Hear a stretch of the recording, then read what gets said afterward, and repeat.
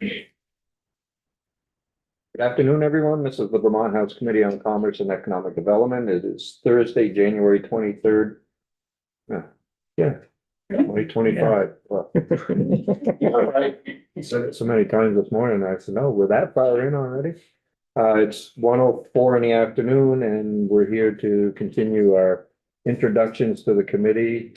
We have Commissioner Fitzko from Forest Parks and Recreation, and I think this has just been a few years, that maybe the last couple of years, that we've really started having conversations with you. The rec economy is very strong in Vermont, and so I think we have you in as well as a jurisdiction that our ag committee has as well. So we've been strong proponents of VOREC and working well with the department. So thank you for joining us this afternoon. And before we get started, I'll just ask my committee to introduce themselves. We have a lot of new faces with us this year. Danielle and Jonathan Cooper. I live in Pownell, representing Bennington 1, which also includes the town of Stamford, Reedsboro, Searsburg, and Woodford. Emily Ferris Duncan, representing the Deerfield Valley, Wilmington, Whitingham, and Halifax. Herb Olson, representing Bristol, Lincoln, Moncton, and Starksville. Abby Duke, part of Burlington. Hi, Edie Granning, Jericho and Underhill, and the Vice Chair of the Committee. And Mike Markoff from Coventry, representing Coventry, Irisburg, Newport Town, Troy, J. Westfield, Lowell, and Eden, and Chair of the committee. I'm Kirk White, I represent Bethel, Rochester, Stockbridge, and Hancock, and I'm ranking member. Michael Booton, Berry City. Tommy Miklas, most of Milton and a little bit of Georgia. Dave Bosch, Wallingford, Clarendon, West Rutland, and the bulk of Rutland town. Our committee assistant. Hi, I'm Annalise. Welcome. Thank you. Good afternoon. I did look at the committee webpage. I'm trying to get everybody's name. It may take me a little bit. But for the record, I'm Danielle Fitzko. I'm the Commissioner of Forest Parks and Recreation. And I'm grateful that we're here to visit with you. And I figured at the beginning of a biennium, I could give you kind of that broad overview of Forest Parks and Recreation. And then I brought a colleague of mine with me, Becca Washburn. She's the Director of Lands Administration and Recreation, and she's going to dive into more of the recreation side of our work.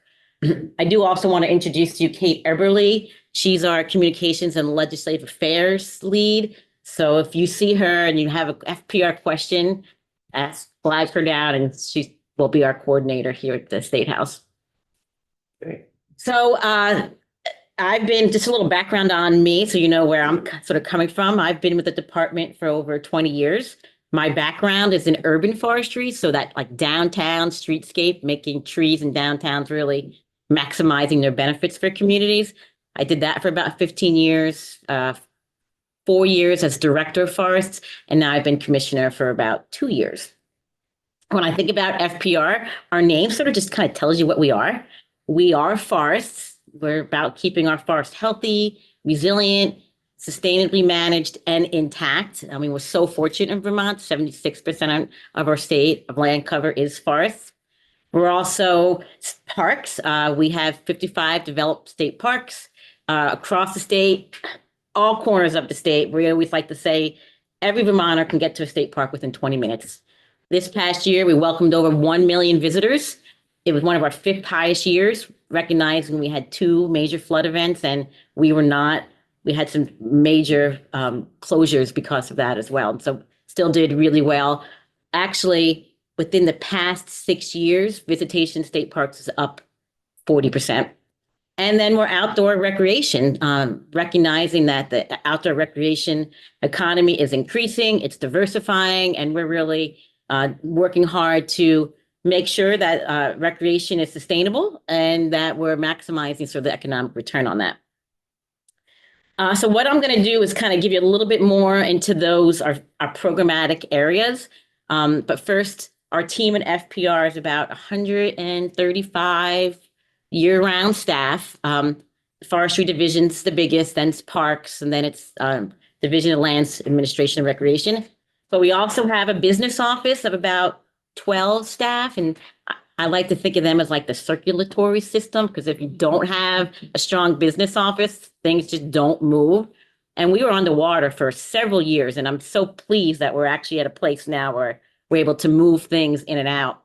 If you can imagine, state parks is really a business. Like we open and close a pretty big business every year, and you can imagine how much ice and like toilet paper that we buy, like 11,000 invoices back and forth, and all the reservations and refunds. It's a lot that goes on with state parks. So we also bring in a lot of federal dollars, and we also push out a lot of dollars in subrecipients. So it's just a really dynamic business office.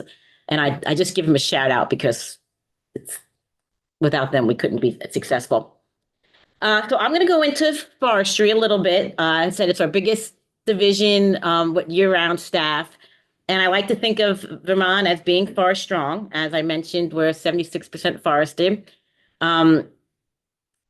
What maybe you don't realize in Vermont is that 80% of the forests are privately owned. So we really rely on the management, and the health of our forest relies on private landowners. And we work closely with private landowners through a private lands program.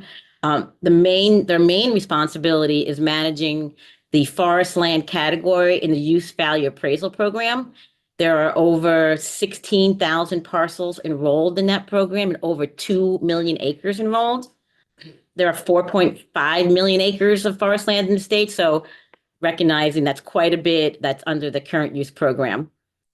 We also have a forest protection program that has sort of two branches. We have forest health and we have wildland fire.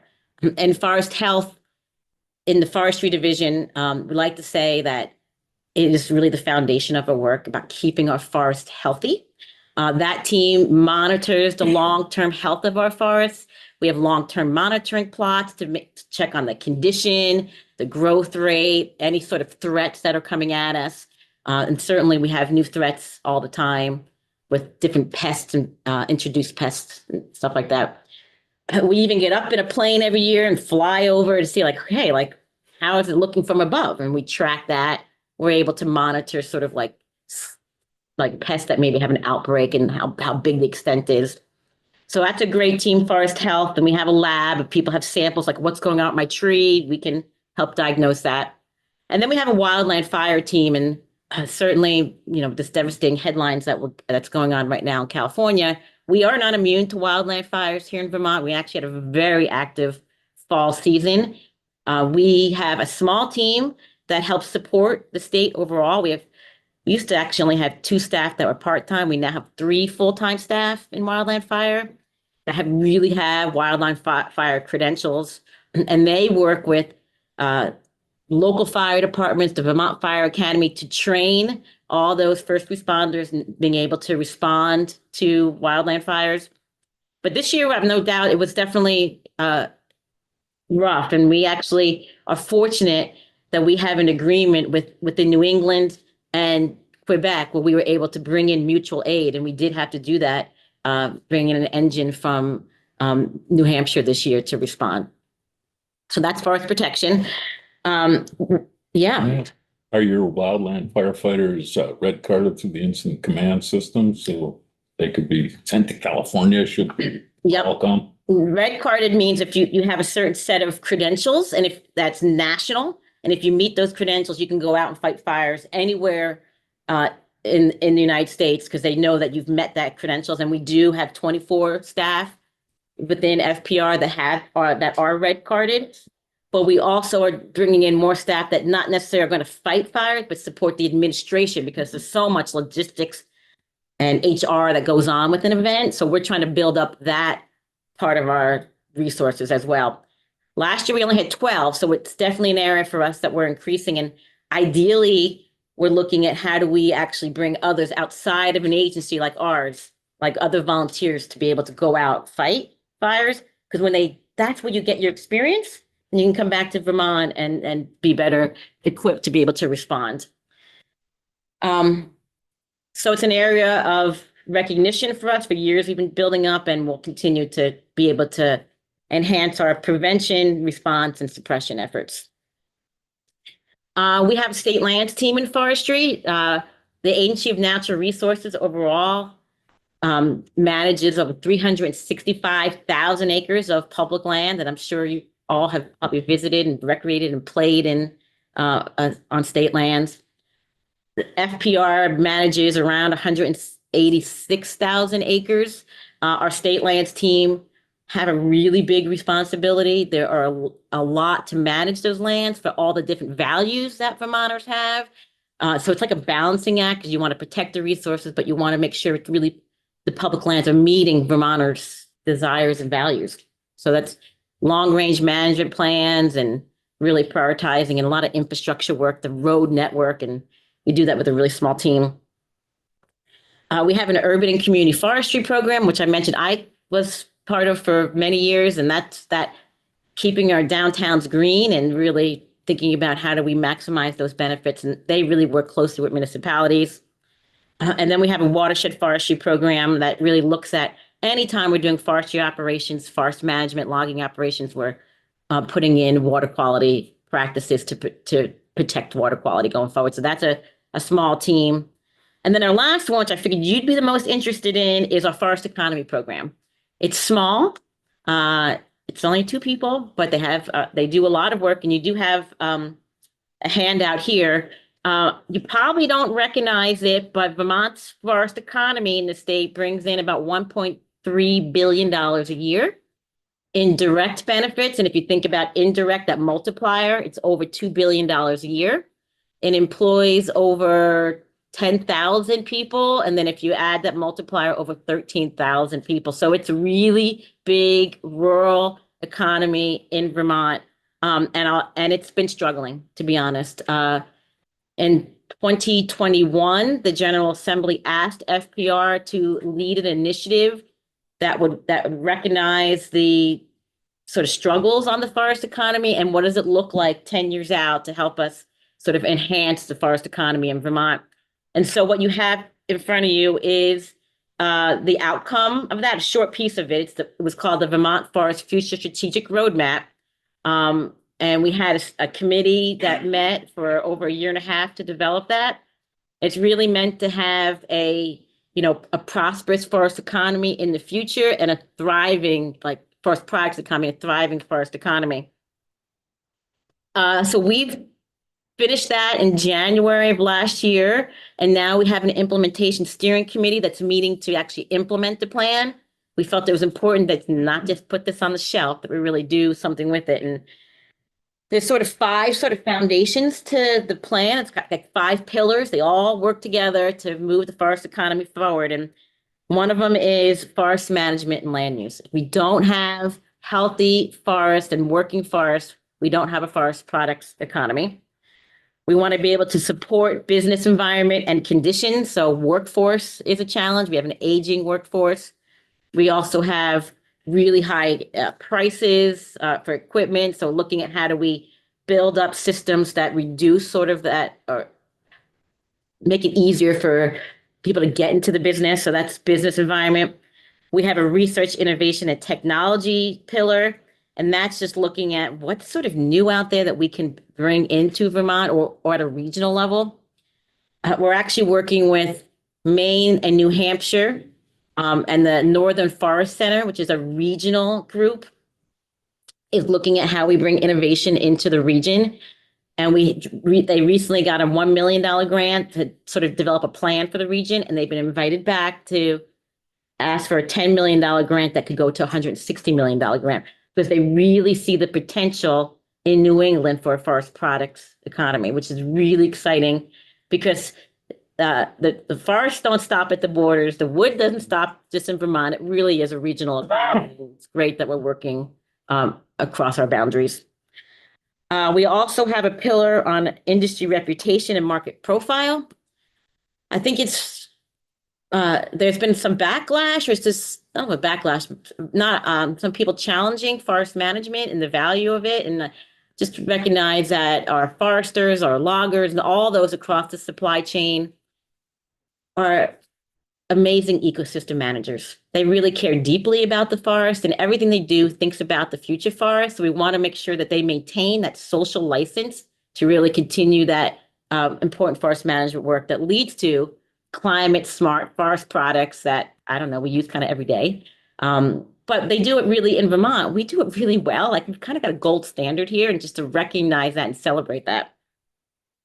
And the last pillar is forest economy and Vermont communities, and just recognizing that the direct connection to the forest economy, to communities, and even like recognizing the forest user. You may be out recreating, but recognizing like what else that forest is providing and value, many values from ecological and social, but also the economic value. So we're trying to make that connection for those enjoying the woods, that there's other benefits that are coming out of there. So that is the roadmap. I'd be happy to have the team come in, share more about it with you, but we're actively working on it. We have some money that came in last year from the General Assembly, $1 million to support loggers, and a whole bunch of other grants and pieces that we're working on to implement it. So that's Team Forestry, keeping Vermont forest strong. Anybody have questions on forestry? How has changes in the climate affected loggers and harvesting, the ability to harvest the lumber, the logs that are in the trees that are in the woods? It's been rough, past couple of years for sure. I would say the days in the woods actually running an active sale harvest is decreasing. Some say that it used to be out maybe 160 days or out 80 days now. So it has been a challenge. That is last year, the General Assembly provided FPR with $1 million to support loggers in implementing sort of best practices for harvesting operations that would build more resilience in the road network and landing, so that they could get out on extended times. So like if they had maybe a major rain event or a thawing, that the infrastructure would hold up. So we're investing in sort of those resiliency strategies that will allow loggers to be able to get out in a wider range of weather conditions. But it's definitely been challenging for the logging community, which then, they're early in the supply chain, right? You've got your landowners, then you got your foresters, and you got your loggers, then you got truckers, primary manufacturers, secondary manufacturers. If your chain breaks here, then it's really hard along the way. And then we had actually 2 sawmills in the past year closed down, and a lot of it's due to like not enough material coming to them, or the lack of predictability of that, which is really hard. So we're trying to do our best to meet that. We've been also trying to get the logging community low interest loans, so they can buy equipment that has less of an environmental impact, and they can go out on a wider range of days as well. And so we're working with Department of Environmental Conservation now, Clean Water Funds, and we have stood up a program with VITA last year that's directly funding for the forest economy. So we're trying different mechanisms to really meet that sort of need right now. How would possible issues with tariffs with the new administration on Canada affect the forest industry in Vermont? I'm not going to be the best to share on this. Actually, when I listen to some associations that loggers, they say it actually may be okay for them, but I think we don't know until we see what really happens. In Canada, they subsidize a lot more. So I don't know. We're watching and nervous, and it will affect the market values for sure. So there's a whole bunch of dynamics that really affect sort of that market value for it. Certainly depend on what products tariffs are placed on. Yeah. And interesting, we ship the raw product up there, and then the tariff gets slapped on it. Right. Yeah.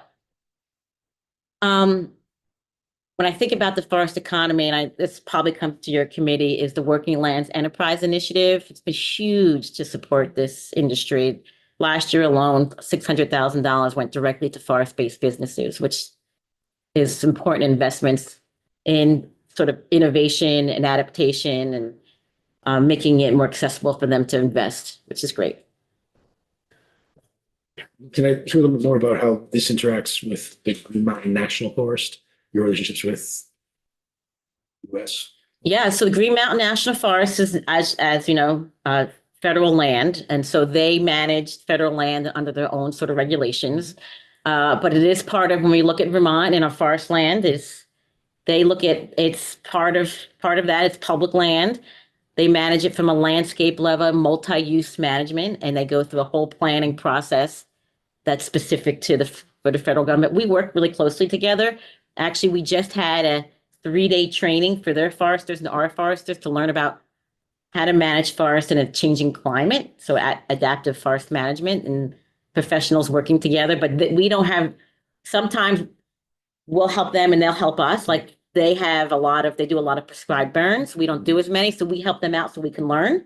And then on several fires this year, they came and helped us put out fires. So was that acreage part of the strategic roadmap of the Vermont Forest Future process, or was that, were they? We kind of look at it as the whole state. And so it's like, it's state lands, it's federal lands, it's private lands, it's municipal lands. We're just looking at the whole forest that we want to keep healthy and productive, and yeah. How about the research component to that? That's with the right. Forest Service as well. I'm sure that's question one. Yeah, well, research is really important. That's actually one of the pillars: innovation, research, and technology. And certainly the Northern Forest Research Station, and there's a lot that we work with on research and keeping them engaged and informed. We work with them. And we also work with like UVM. They are really pushing and learning about sort of precision forestry. It's like going forward, how to use technology to be really specific about how you harvest with GPS units. And so research is definitely part of where we need to be and are engaging in. We have someone from UVM, Dr. Tony D'Amato, on our implementation steering committee. So.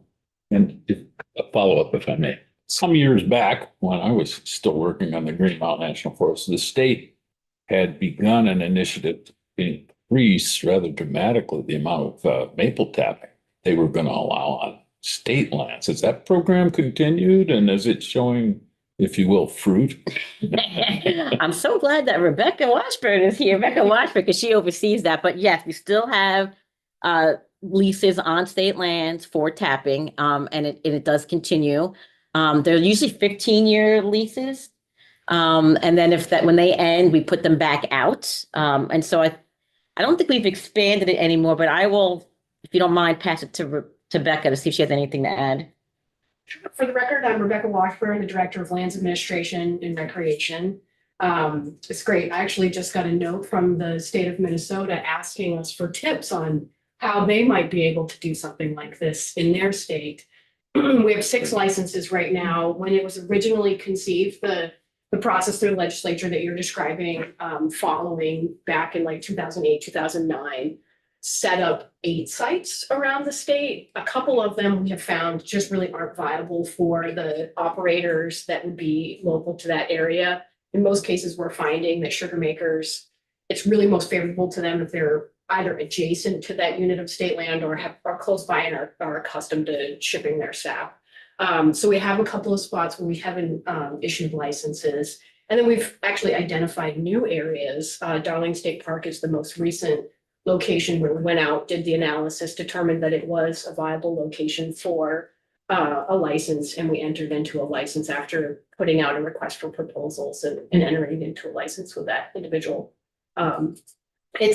It yields a modest amount of money. It's really more about demonstrating that public lands can serve a lot of different purposes and that there's an enormous amount of value to show that forest management can take a lot of forms, recreation can happen there. The research component, we have an individual from UVM's Proctor Maple Research Center that's on our advisory committee that helps us think about research that we could do on those sites, and we have a couple of plots.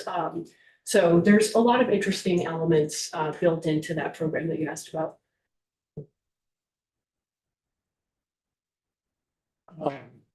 So a couple days ago, or last week or the week before, I can't remember, we had VASA, not VASA. Yeah, it is VASA. Trails and Greenways Council, maybe? No, it's ATVs. Okay, yeah, Vanessa. VASA. They came in. Now, do you guys partner with them? You do. quite a bit, and Becca's gonna really go into all our recreation and partners, but we have a long-term agreement with them. What? Oh, on state land. She could give you the rundown of all. We do quite a bit with them, for sure. And recently, we give a lot of money to them through grants they apply for, so we have a good partnership with them. It gets people out and see the environment. It's quite nice, even though you're going like, 15 miles per hour. So I can move on to state parks. I sort of mentioned a little bit about state parks. Really just an amazing business within state government. There's benefits and challenges to sort of running a business in state government. But state parks we say 55 developed state parks, but we have more than that. And we had over 1 million visitors, and that's during the operating season. So like right now, we're not operating, but we're still having a lot of visitors. So if you look at overall the impact of visitation for state parks, it's staggering when you look at it year round. Half of our visitation is out-of-state visitors. Day use areas, like not camping, 80% are Vermonters. We have, I think this is kind of staggering sort of what we have. We have 39 campgrounds, over 2,000 campsites, 51 cabins, 29 beaches. And what people don't necessarily always realize that like when we're full on a busy weekend, we're as big as Burlington. Like it's like we're big. But we're not in the city, right? We're all over Vermont. And in order to have that sort of visitation support people, we have a lot of infrastructure. We're the third biggest asset holder in state government after like BGS. We have $280 million in infrastructure. Talk a lot about toilet buildings, but that's just the reality. And underground waste, we have underground pipes. I mean, there's so much that goes into the infrastructure of state parks. Like we're building right now a new maintenance shop because we have a team of electricians and plumbers and all to actually manage our state parks. And it's like the behind the scenes to service state park, but hopefully people don't see that part of it. We pride ourselves on customer service and education and outreach. We had 50,000 visitors last year that took part of our Naturalist program. And then there's the economic benefit they provide in really rural communities. The number we have is $100 million in economic activity. I think that's really low. Encourage our team to actually look at how do we actually get a better number on that. But we did just recognizing like we're still in a 100-year celebration of Vermont State Parks. We'll celebrate until April. And as part of that, we did a parks modernization study. So we did surveys, we looked at everything from our organization to outreach. And we have a lot of plans that just came out because Becca's going to tell you one too.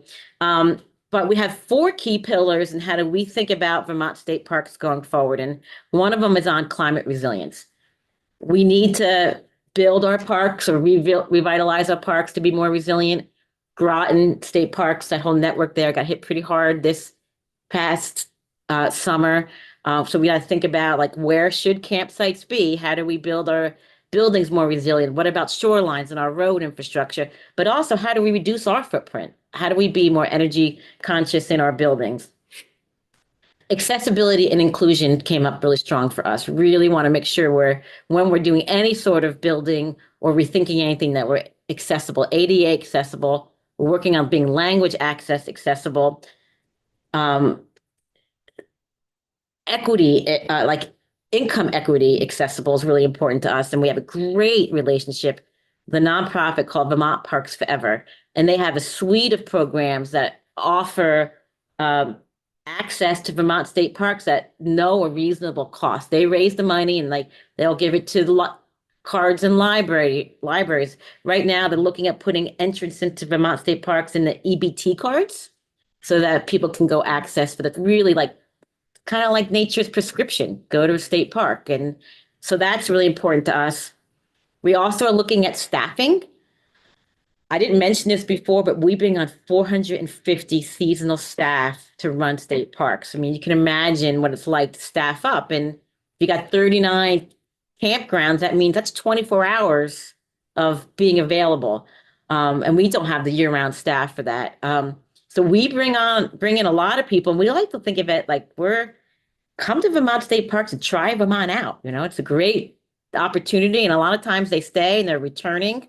But we also recognize, based on the analysis of other states, that we have like 45 year-round staff and 450 seasonal. And we feel like there's probably a better leveling here because there's also an opportunity for us to be open longer. But there's a limitation on how long temporary employees can stay on, which is 7 months.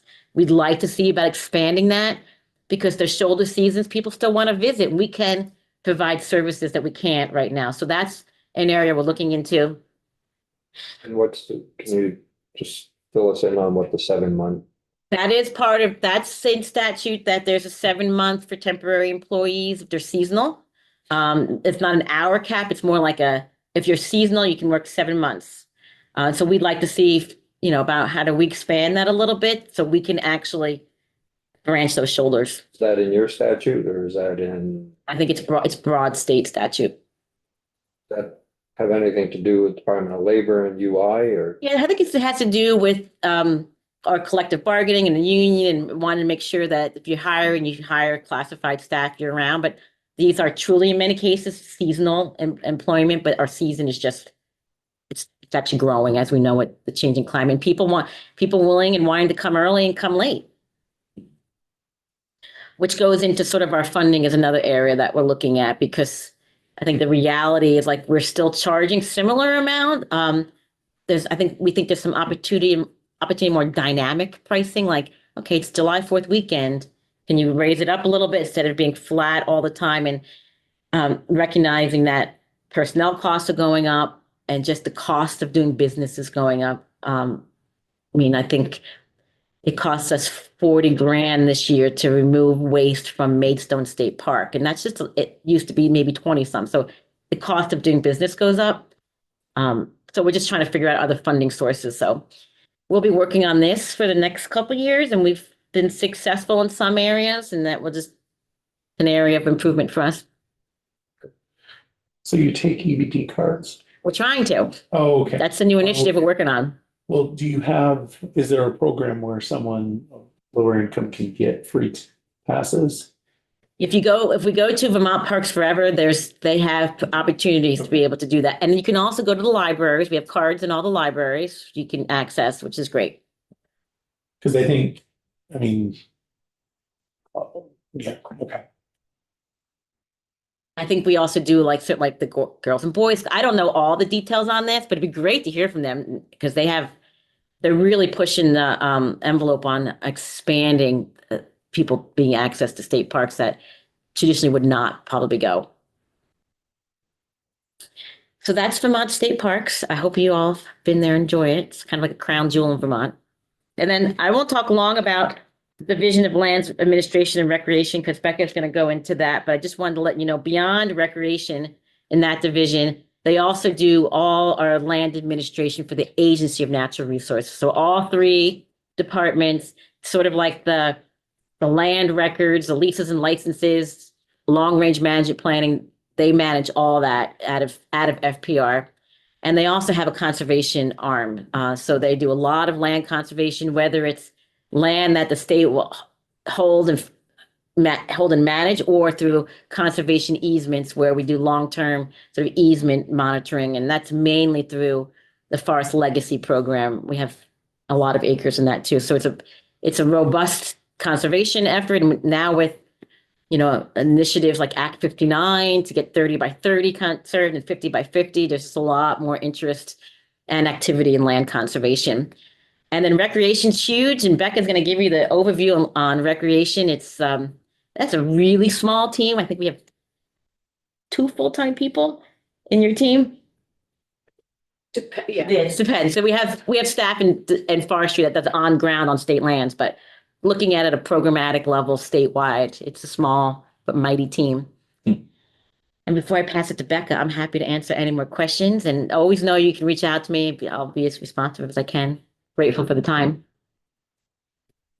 Just clarifying question. You say you deal with land administration, probably for a number of different agencies. So I'm just so that would be, Lycan has a lot of fish and wildlife land. Yeah. So you would be responsible for administration of that land? Yeah, so we do the overall like administration for the Agency of Natural Resources, so Fish and Wildlife, Department of Environmental Conservation, and Forest Parks and Recreation. And Becca oversees that as well, so she can give you more details on that, but Fish and Wildlife will do the on-the-ground management of those areas, but we will help with sort of the land records management. And like pilot payments and all that kind of stuff. Okay. Thank you. Yeah, thank you.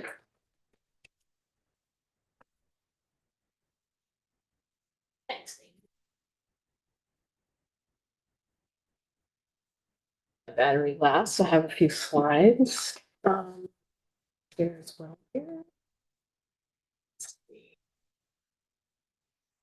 For the record, again, I'm Rebecca Washburn, Director of Lands Administration and Recreation with Forest Parks and Rec. I also have the great pleasure of being the chair of VOREC, the Vermont Outdoor Recreation Economic Collaborative Steering Committee. So I'm here, I'll talk a little bit about the Lands Administration Recreation Division, because I'm excited to hear that there are some questions about that. But I also want to tell some stories about the outdoor economy, and in particular, some of the work that we've been involved in. So let me just make sure I can share my screen. Try closing lots of programs before I got here. Am I sharing the slide deck? Wonderful. And I'm going to try and go into presenter mode. How's that going?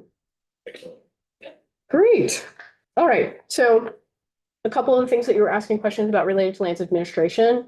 I like to say as a landowner myself, we do all of those sort of behind the scenes kinds of things that you're responsible for if you own land. So understanding where the boundaries are and marking those regularly, talking to your neighbors when you're thinking about things that cross boundary or issues that you might have, the ski leases, other licenses, the maple sugaring licenses that you were asking about earlier. That kind of work is what we have a group of staff that are responsible for helping to support.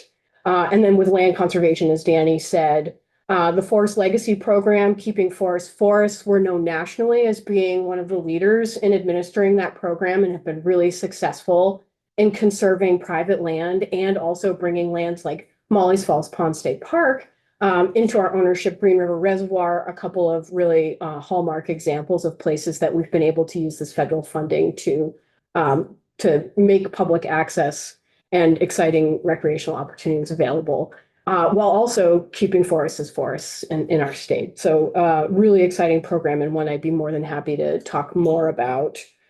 Were there other lands administration related questions that I didn't cover? If something comes up, feel free to interrupt me and ask anything throughout the course of my storytelling. The outdoor recreation economy, this is just, it's such a fabulous topic to be able to talk about. And I appreciate so much that this committee in particular understands really how much it's contributing to what Vermont is for the people that live here and the people that visit. And I think what I always like to start with is a little bit about like, what is it? Like, how do you touch it? How do you see it? What is it? And I think of it being at its very beginning, at its very elemental. It's about land and the environment. It's about people and that economic activity. It's the sort of confluence of all of those things. And there are some really fun stories that I like to tell when people are asking questions about like, what is this? I want to recognize it where I live. What does it look like? And I think there are some really fun recent examples here in Vermont. One of my favorite close to home, there's a business called Mavic. It was located in Europe for a really long time. They just relocated to Waterbury, Vermont. They are sharing space with Darn Tough in Waterbury, and they relocated because of the biking culture in Waterbury. They just brought this business from Europe to Waterbury, Vermont. I love that. Lamoille Valley Bike Tours is another example of business creation. These are businesses in Johnson, Vermont. This is in this particular case that it was created because this recreational opportunity exists.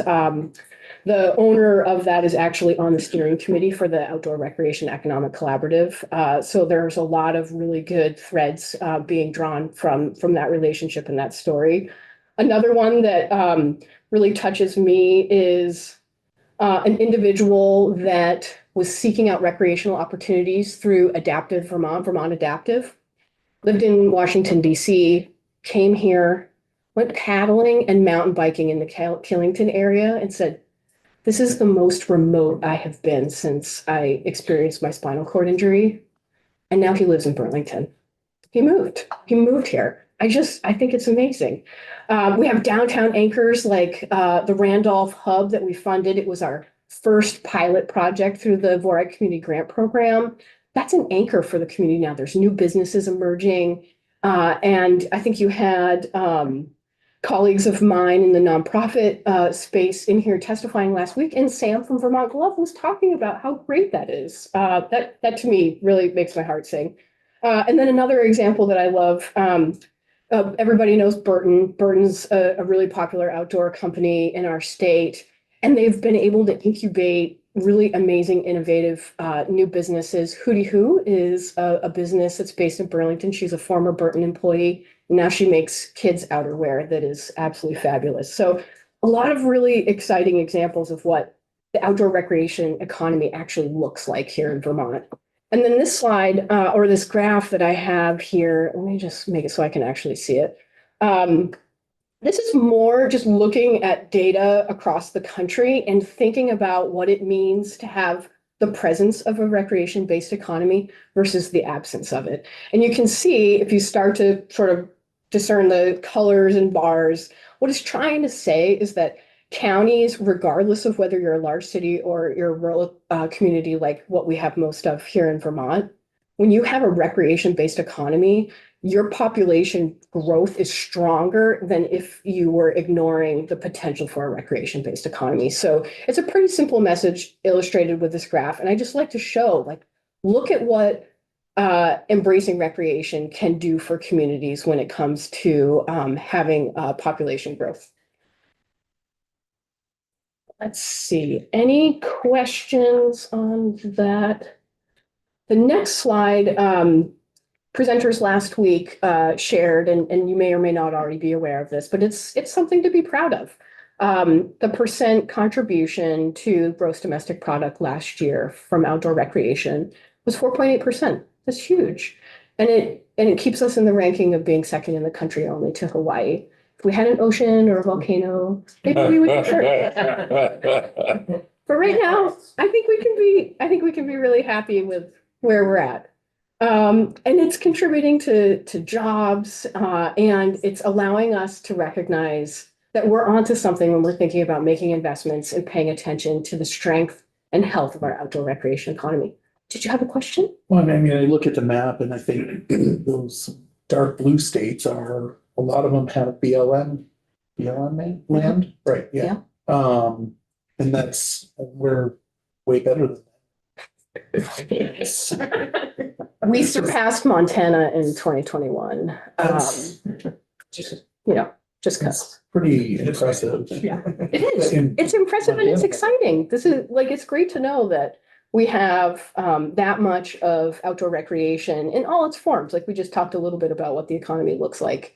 And it's no wonder. That's why our forests look the way that they do. It's why, I'll get into it in a little bit, but we performed a survey over the last year. Over 90% of people in Vermont say that they recreate basically once a week. That's great. That's really good to hear.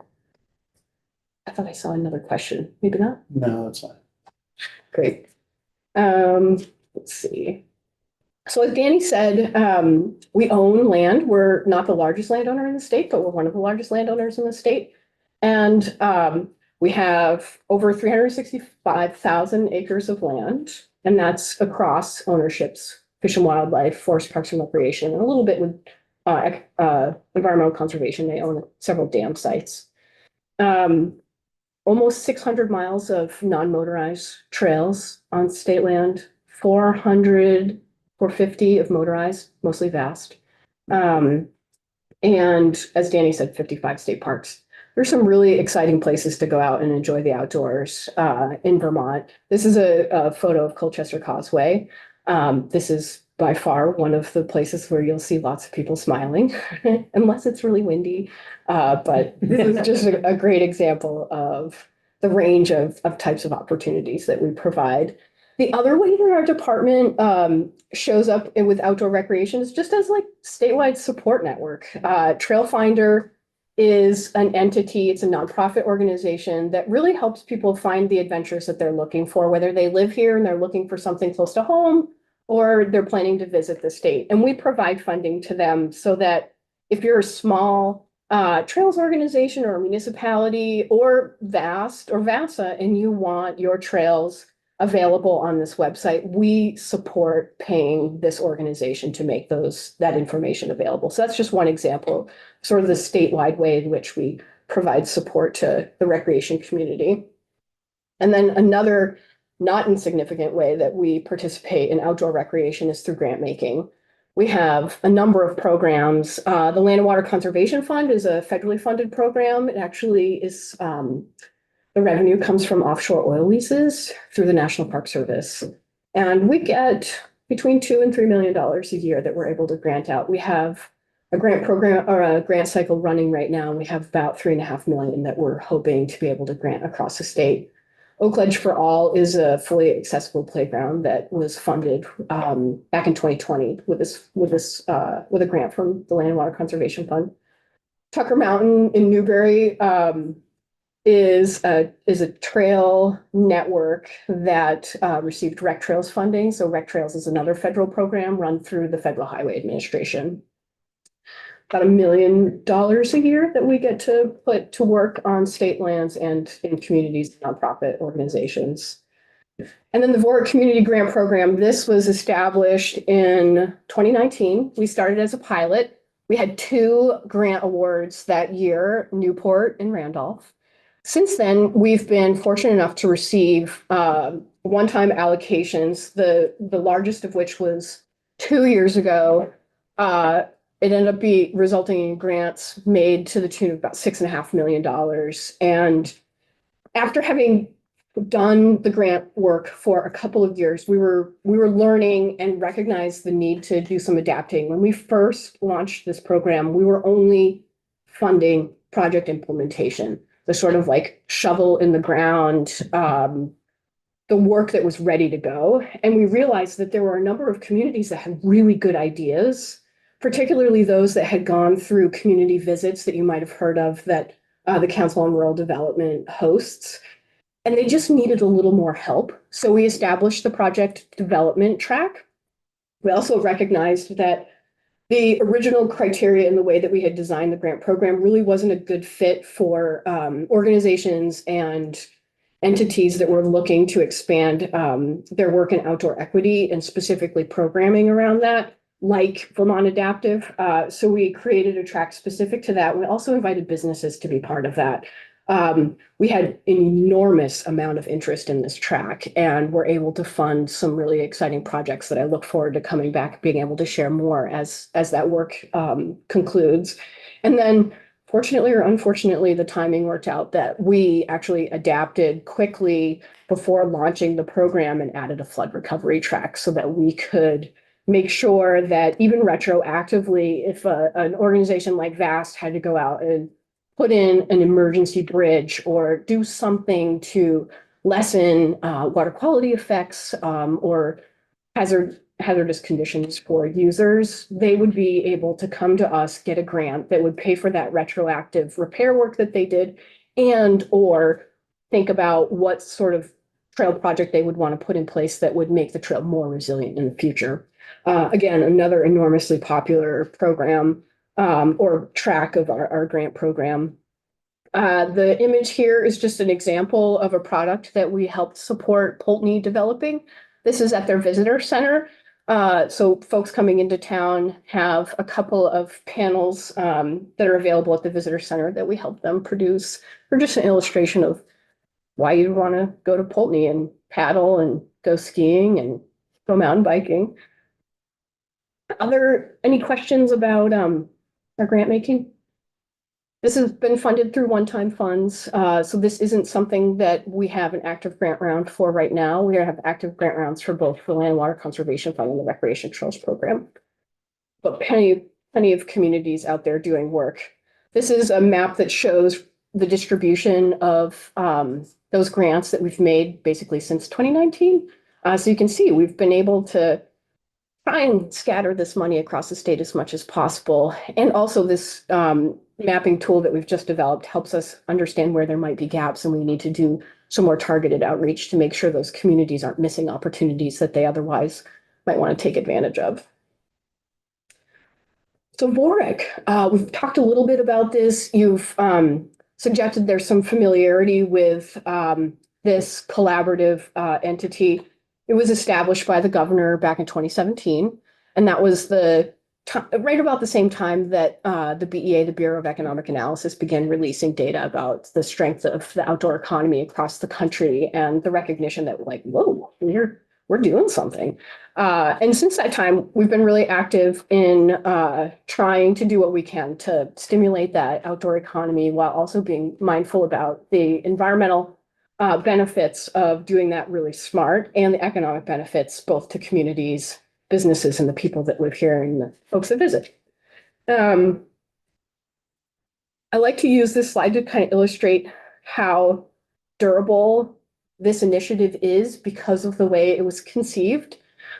We have a core group of partners, the Forest Parks and Recreation and the Agency of Commerce and Community Development kind of being that state foundation, and then really strong partnerships from the folks you heard from last week, Kelly Alt, Vermont Outdoor Business Alliance, and the Trails and Greenways Council, who are chaired by Nick Bennett and Tommy O'Connor from VASA. Through this partnership and the steering committee, we have a group of people that are really helping us think about what it means to meet the needs of the state while also being thoughtful about the health of the forest and the health of the landscape and the needs around community that go beyond outdoor recreation.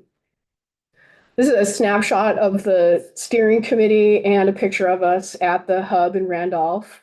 The pretty diverse distribution of individuals on this steering committee. There are a few new faces. Tommy O'Connor joined us this summer. And we have a few brand new individuals. Eva Rose, as I mentioned, from Lamoille Valley Bike Tours, Jeff Alexander from Vermont Adaptive, and Sarah Pelkey, she's a development director at the town of Poultney. So great group of people. Any questions? I'm going pretty fast because I know I don't have a ton of time, but I want to make sure there's room for questions. I'm more than happy to come in and talk more about any of these, or you could reach out to me directly and I could answer any questions you have. Yeah, and I think there'll be there's a draft being done now that hoping will get sent here so we can have further conversation. Yes. On how we can start looking at what the real economic value is to Vermont and how we can set something up so a monkey wrench isn't thrown into the process with private landowners. Yes. Try to do something to help provide some meaningful benefit for them. Definitely. I'm aware of that bill and I'd be more than happy to come in and talk about it. That's great. Before I wrap up, Move Forward Together Vermont is a process that we undertook over the last 18 months. It's one of the planning processes Danny alluded to that we've been involved in. This graphic is just to illustrate what I mentioned earlier, that we heard from thousands of people across the state. This was an enormously successful process of gathering input from individuals. We did both an opt-in user survey looking at individuals that wanted to take the survey and share their thoughts. And we also did a statistically, can't remember what they call it, a representative panel survey. And that was conducted through a contractor. And the results were fascinating. They were really amazing. And we've rolled it all up into a plan. The vision is to foster healthy and vibrant communities through outdoor recreation. No surprise there. some of the common objectives that emerged were equity and climate resilience, understanding that no matter what strategy we embark on, those should be the bedrock of how we act on those ideas. And then the themes are really where the specific ideas flow from: stewardship, wellness, and economic development. We plan to launch the implementation phase of this at Outdoor Recreation Day on February 12th. We'll hopefully be hosting a press conference here, and if there's an interest in having us come back and talk a little bit more about what we learned from this process and what we plan to do with it, I'll be more than happy to do that at any point that ends up working for this committee. But I think I'll end there and leave time. Add one question. I'm hearing DEI measures are being halted from the federal government, and you have a lot of inclusivity built into all of your programming. And as when you come back, I'm just curious to hear how that is impacted. Yes, thus far, we haven't received any directives to be removing anything like that, even from our federally funded programs. But if and when that becomes an issue, we'd be happy to report back to you. And then I think the assumption is that state-funded initiatives would continue to be able to do what we should do. Yeah, thanks.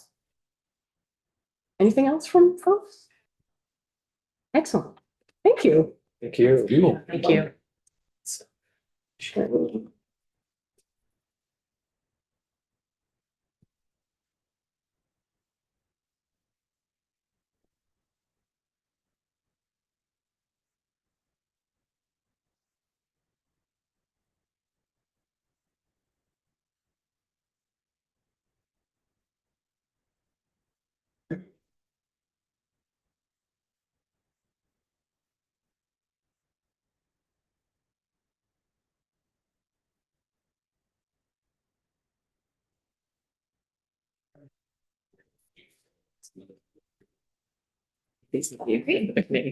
Thanks very much. Commissioner. I'm passing this that way. You're Building bright futures. You ready? gonna go first, Morgan? Yes, yeah. You are. Just so everyone knows we're still. Yeah. on. Oh, thank you.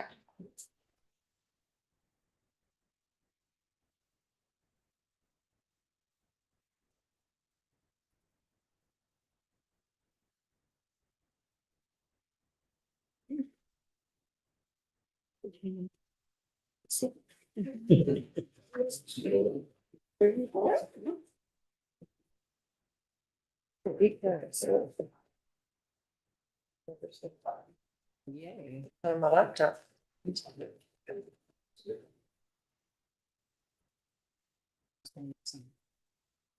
Good afternoon.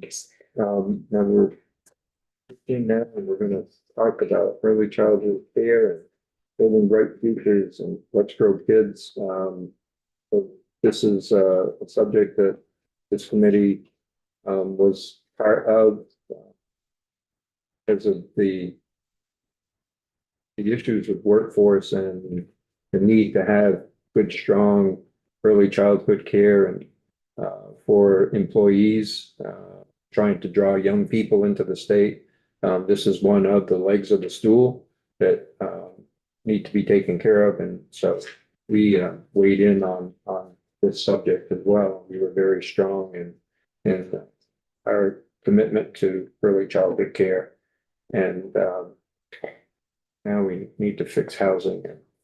And we'll start seeing some people moving into the younger people now that we're starting to see this get taken care of as well. So we have building bright futures.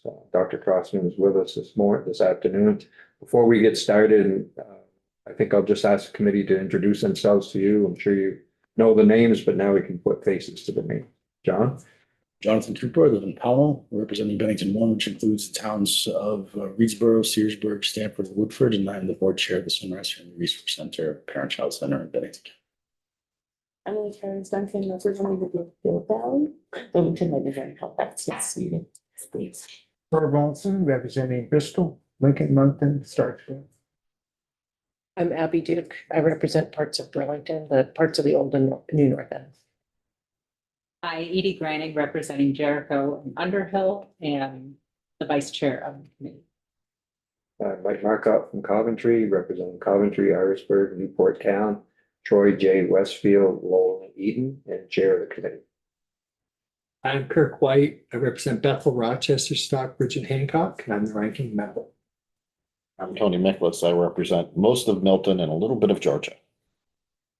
I'm Dave Bosch, I represent Wallingford, Clarendon, West Rutland, and the bulk of Rutland Town. Again, welcome. Thank you. Do you need anything? Yeah, in order to screen share what Anna agrees, do you recommend joining the Zoom or? Okay, thank you so much. All right. While Anna pulls up the screen share, for the record, I'm Dr. Morgan Crossman. I'm the Executive Director of Building Bright Futures, and Anna Burlett is our Policy Director.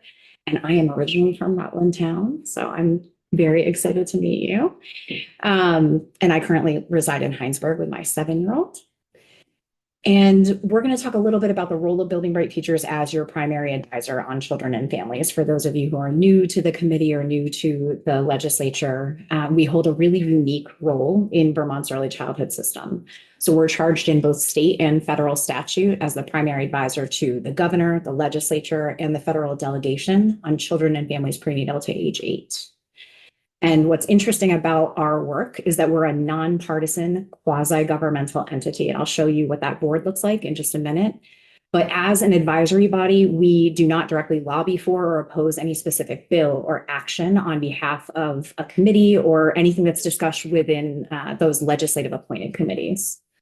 But our role in the system is to hold the strategic plan and the vision for kids and families for Vermont, to convene partners across all sectors, including families, and elevating the voices of communities and families. And a key role that we play is monitoring the system. So how do we know if we're doing what's best for kids and families? What data do we have that tells us how our systems, how our laws are impacting kids and families and the service system that supports them? And how do we synthesize that and bring it to you as decision makers? And so some of that advisement in terms of us coming into these committees or working with you behind the scenes might be providing you with data or indicators or national best practice to support something that you're trying to move forward. It might also be discussing vision and strategy around early childhood priorities. So you've talked a lot about early childhood education workforce and through Act 76, what that looks like. We've spent a lot of time with your committees really thinking strategically about that. In terms of our network, we bring together over 500 people on a monthly basis. And we have a really robust infrastructure that allows us to provide data and the voice of regions and families. So when you look at the base of our pyramid here, we have 12 regional councils. So across every community in the state of Vermont, there are partners coming together to say, okay, what are the needs, the challenges, the tensions and opportunities for kids and families? They're doing regional problem solving, but then they're also elevating to us where they get stuck. And we are elevating that to key legislators, but also to all of our agency leaders and the governor's office to say, okay, here's what we're hearing, here are those themes, and how do we now strategize at a statewide level when we're seeing it come up in multiple areas. We also have 7 strategic plan committees. So again, holding that vision and strategic plan for the system, we have multiple groups of partners, both public, meaning our agency leaders, and private community partners and families, saying, okay, where are we in this vision and strategy? How much further do we need to go? How do we now take that next step? And what does it mean in this year? And then at the highest level in this pyramid that you're seeing, we have our State Advisory Council and our Interagency Coordinating Team. The State Advisory Council is that public and private partnership. I'll have you switch to the next screen for me, Anna, so you can see the board. So when I talk about us as a quasi-governmental entity, what I mean is that about half of our board is public agency leaders or legislators, and then the other half is private partners across a range of different entities supporting kids and families. And the purpose to that is to balance the priorities as well as the needs of kids and families between the administration, the legislature, and then those who are doing the work on the ground and those most impacted. So when you look at the public members up at the top, that makes up the interagency coordinating team. So those are all the agency departments and divisions supporting kids and families. And so they have a representative from each of them coming together on a monthly basis with myself and our deputy director to do kind of that highest level of coordination and strategy for kids and families, and then bringing it back. So in thinking about our body of work as a whole, if you might go to the next slide, when we think about that advisement, whether it's to the legislature, to the governor's office, or to the administration, one of the key scopes that we execute is as this nonpartisan independent broker of data and information. And that includes having a collective vision and strategy for the early childhood system in terms of how we think about data-driven decision-making.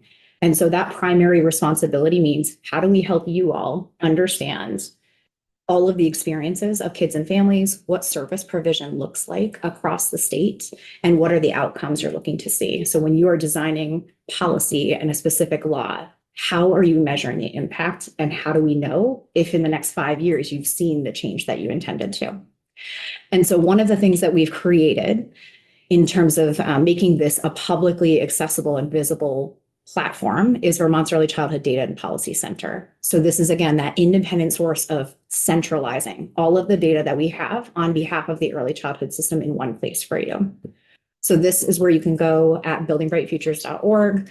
And there's an ability to sort and visualize data. You can also read the State of Vermont's Children Report, as well as publications. And I think one of the most amazing things that we've seen in making data publicly available is the legislature's ability to understand how to use that data. So in Act 76 in particular, there was a charge specifically for Building Bright Futures to be working with partners across the state to collectively analyze and compile data to measure success of that law, provide technical assistance, and then build capacity for our agency leaders, namely the Child Development Division at DCF and also the Agency of Education.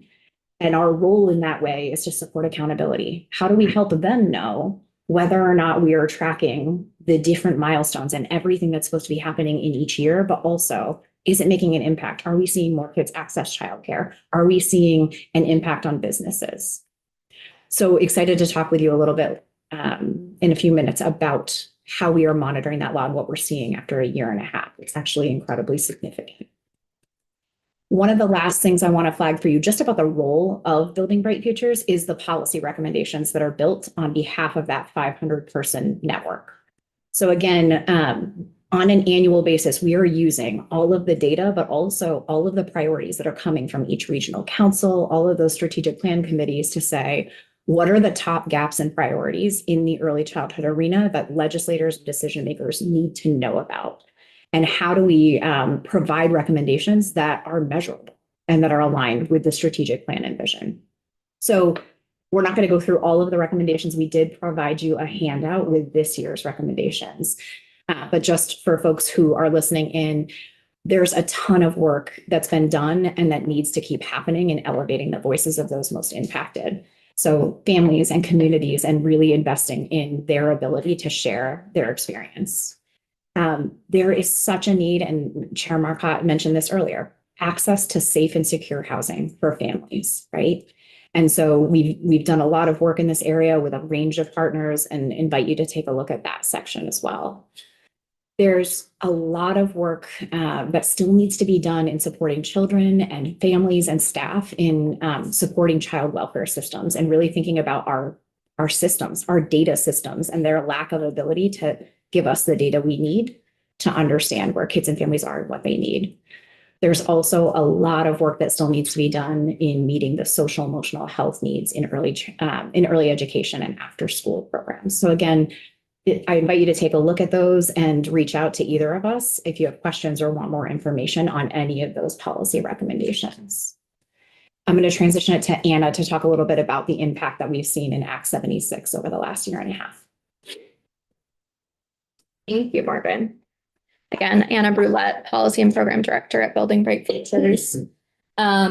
Building Bright Futures, one thing that's really exciting about Act 76 is that there is a specific entity being Building Bright Futures that is charged with monitoring both implementation and impacts related to the law. That is the role that we are playing, and we'll cover kind of at the highest level what that has looked like in the past year and some change, but also encourage folks to take a look at our legislatively mandated report, which was submitted last week, that dives into many more details than we have time for today. In order to monitor Act 76, we are working with a range of partners, many of which Morgan mentioned, our state agency partners and the Child Development Division, of course, being key in this work, but also supporting kind of conversations happening between our state partners and the federal delegation as they think about advocating for advancements in childcare policy at that federal level. And we also work very, very closely with a range of community partners and families who can speak much more eloquently to the impacts of this investment in childcare because they are living it. So encourage you to continue to kind of think about what it looks like to hear from them directly as well. So just a quick snapshot of what was actually implemented related to Act 76 in this past year since our previous reports to the legislature. In this past year, the Child Care Financial Assistance Program, CCFAP, increased eligibility to 575% of the federal poverty level. This makes Vermont the highest, we now have the highest income threshold for childcare financial assistance in the country. We also eliminated co-pays for families up to 175% FPL. And you'll see a little bit later what that looks like in terms of the number of families that previously would have had a copay to pay for childcare and now do not have a copay. That is one kind of real impact that we are seeing. This year, there was also the implementation of one of the primary funding mechanisms of the law, which is the payroll tax, as well as this launch of the Child Care Quality and Capacity Incentive Program. And then finally, really significant kind of piece that we are monitoring and is really relevant in this past year because it was implemented in December of 2023 is the increased reimbursement rates available to childcare programs through the Child Care Financial Assistance Program. Really significant increase. And when we think about kind of sustainability and the well-being of the childcare sector, if you will, this has made a really significant impact. And there's kind of a lot of, at this point, mostly anecdotal evidence of what programs have been enabled to do related to quality and hiring more staff and just all sorts of kind of exciting outcomes because of that increased reimbursement. They also are doing kind of basic things that previously were not in the cards. So exciting impacts there as well. So just a couple of kind of successes and challenges to call out on the implementation side of things. I think often when we think about kind of the impact of the law, we think more about outcomes, but there's been a lot of kind of exciting developments in the process that we want to highlight as well. And really kind of want to elevate the success that the Child Development Division has had this year. They have gone beyond kind of the letter of the law and have really intentionally reviewed and updated policies. Things like an asset limit, clarified things like what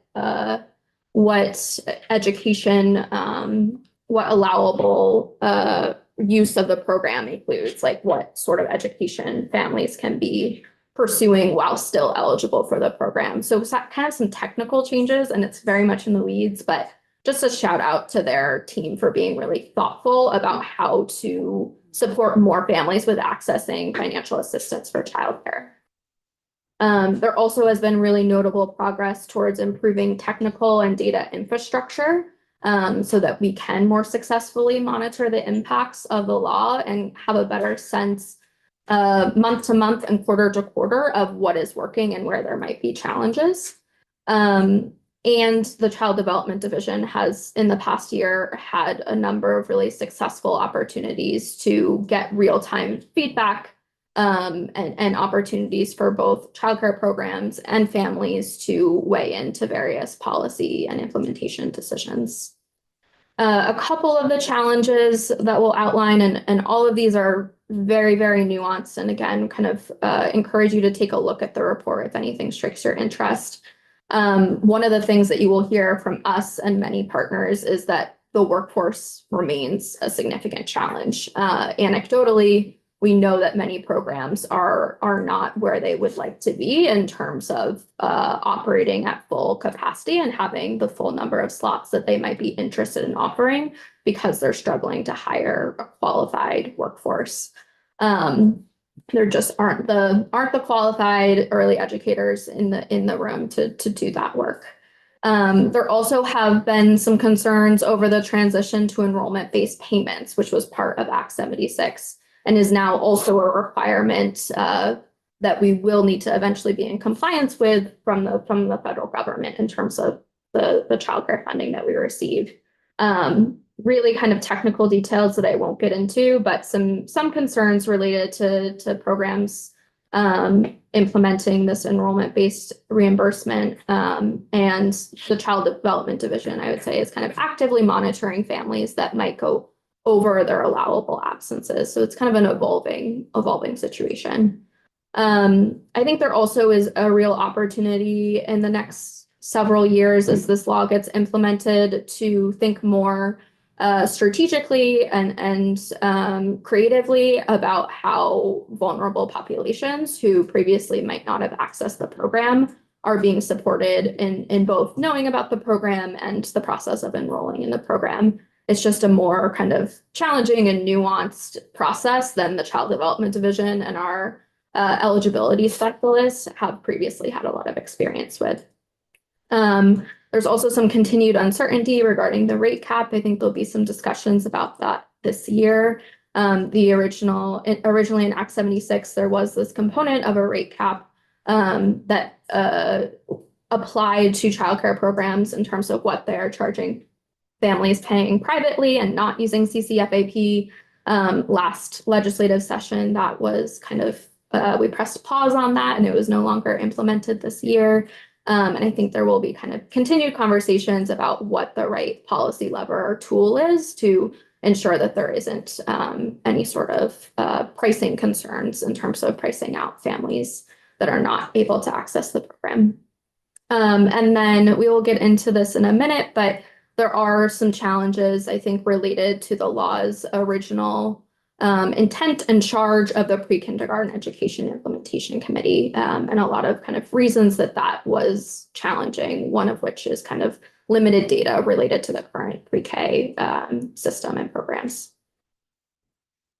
So Morgan, do you want to tell us a little bit more about PEIC? Sure. I believe your committee just was in a joint hearing with the Deputy Commissioner for the Child Development Division and the Secretary for the Agency of Education. So I won't spend too much time on this, but I think there are a couple of really important points that I want you to hear about, both the strengths and the challenges that you might not have heard in the hearing yesterday.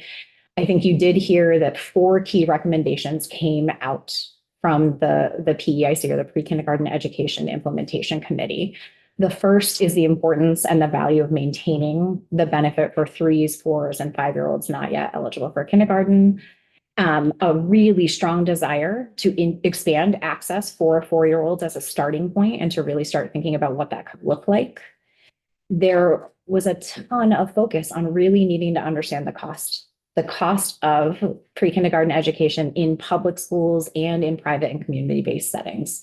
And so those last two recommendations are really focusing on what we need to do in the next year to understand the current configuration, what it costs. And I think one of the challenges related to the timing of this committee is all of those political tensions and challenges around education financing, and some agency leader transitions, right? So at the beginning of this committee, we spent a lot of time introducing what the current state of pre-K is to the committee members, really trying to help them understand where our kids are, what they have access to, what the current tensions and challenges, but also opportunities are.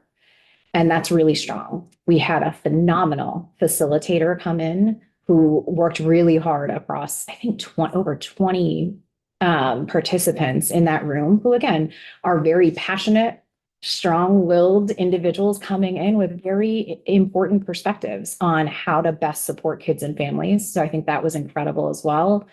And one of the pieces that is a little bit of a dynamic is that while we don't have strong data systems and mechanisms in place to understand all of the nuances around universal pre-kindergarten education, we did so much work compiling all of the existing data that there is on behalf of kids and families. We also collected a pretty significant amount of data from superintendents and school boards and partners across all corners of the state to both have some quantitative information, but also to say, what would it take to actually do what was being proposed? How could we expand? What are the tensions? What are the challenges? So for all of that work, I think what didn't come through in the presentation yesterday is that all of that qualitative data is there. We have so much information across every school district in the state, in addition to the Listen and Learn tour that tells us the perspective of school districts, of superintendents around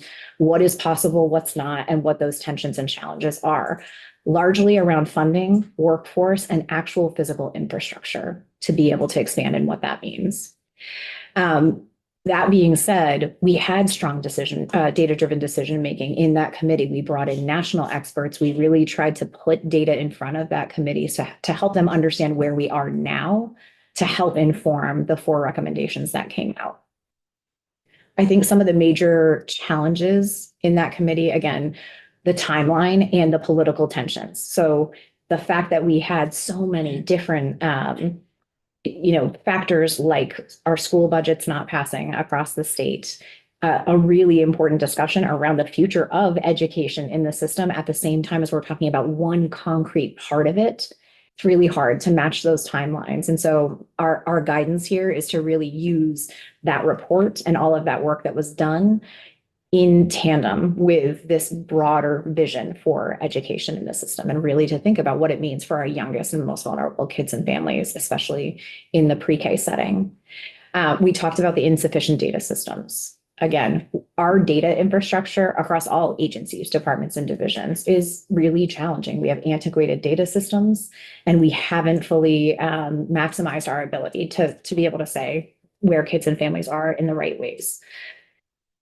The transition in agency leaders is also really challenging. The vision changes when you have agency leaders change. So having our commissioners, having our stability in Janet McLaughlin, who's the Deputy Commissioner for the Child Development Division through that process, was really valuable and important in bringing the new secretary along and supporting that work.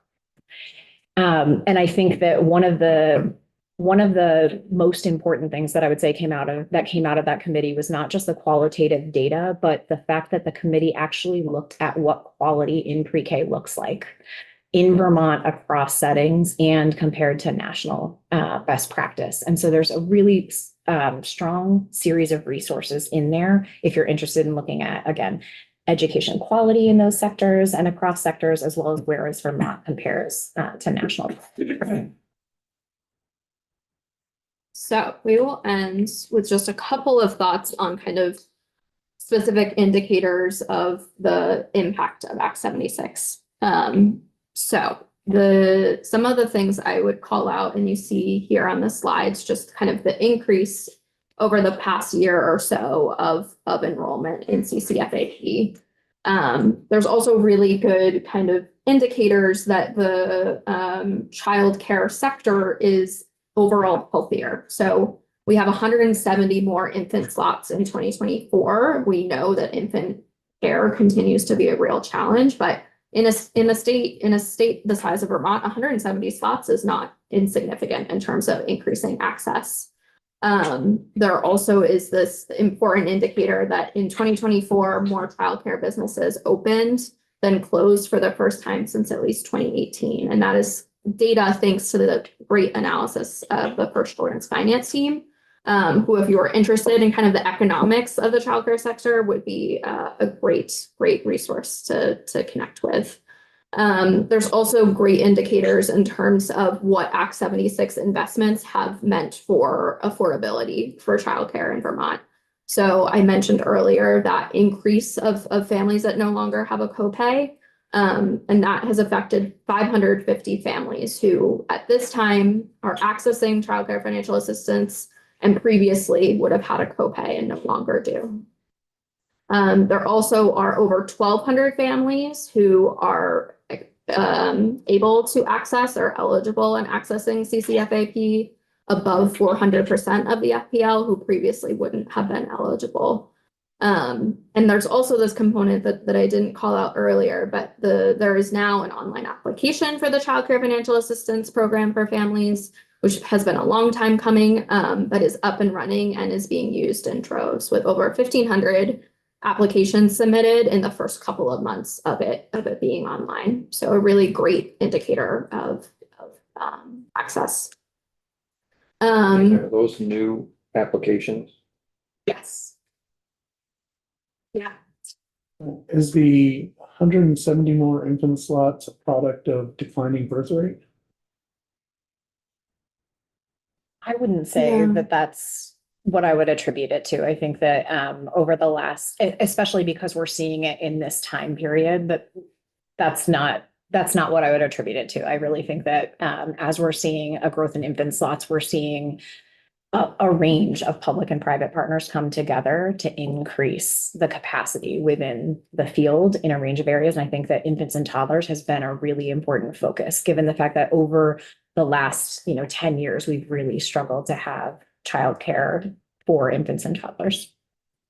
So I would A attribute. very small group of children that there weren't very many slots available for the infants and toddler group.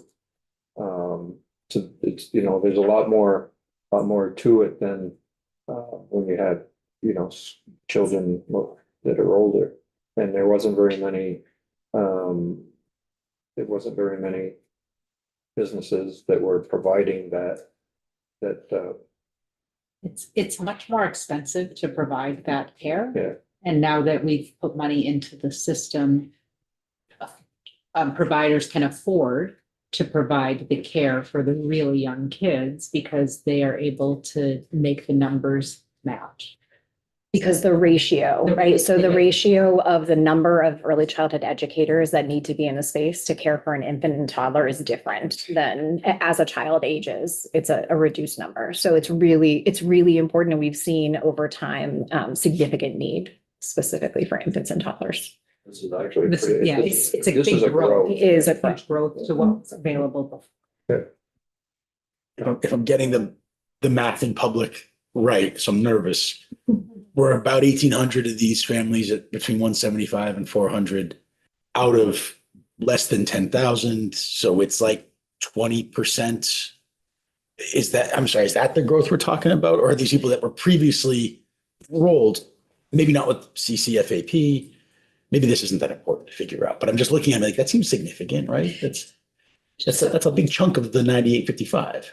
So as a researcher, but not a math person, I wouldn't give the percentage here, but what I would say is when I look at these numbers, we're seeing, especially in a year and a half, significant growth over time in the number of slots and families accessing this program.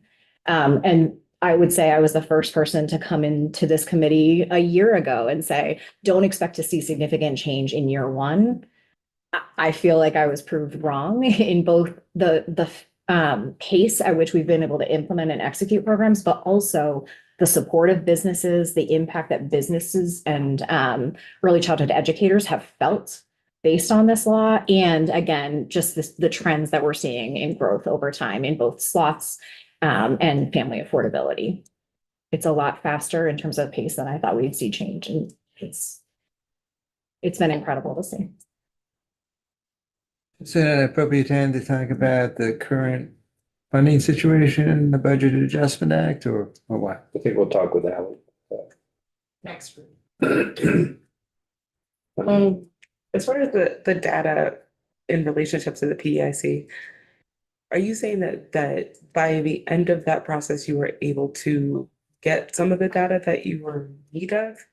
And is there like kind of a pipeline issue about getting the data from the care facilities to whoever, to y'all or Great. whoever needs that? That's a great question. So what I would say is coming into PEIC, one of the things that we said to the legislature and to our agency leaders is we know that the questions the legislature has about capacity, about the school infrastructure, about the changes is not data we currently capture in the system. And what I mean by that is we don't have these beautiful mechanisms to take data from schools and community and childcare programs and feed it to both of the agencies responsible for overseeing those programs and jointly administering pre-K. And so what's challenging is in a very short amount of time, the question that we were grappling with is, do we try to spend the entire year standing up new processes and protocols for monitoring the entire system and go out and develop those? Or do we do quicker surveys to get as much information as we can to feed into the committee to be able to have information to make decisions? Oh. The choice was, we're going to do a survey. We had an 80%, I think, response rate from school districts. So there's a lot of qualitative data, but there's still so many questions that can't be answered. So yes, we have some data on the perspectives of key education partners on what is possible, what the barriers and challenges are. But we still have an issue with looking at capacity data, right? Pre-kindergarten education is implemented differently, and kids have access to different number of hours, different time slots, based on how it's implemented in both public and private programs, but also based on regional variability. So one of the things that we've committed to in working with both the Agency of Education and the Child Development Division is over the next year, really prioritizing strong mechanisms to standardize that collection so that every single year we have those systems in place.